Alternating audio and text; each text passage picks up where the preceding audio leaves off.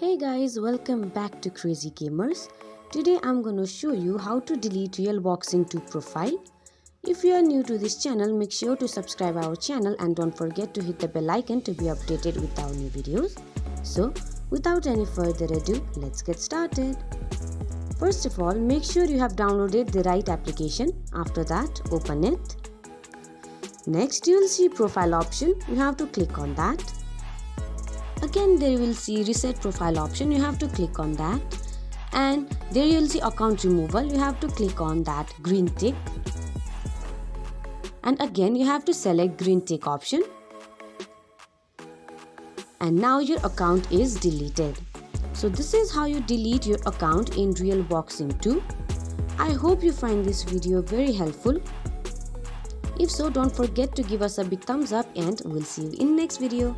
Till then, have a good day. Bye bye.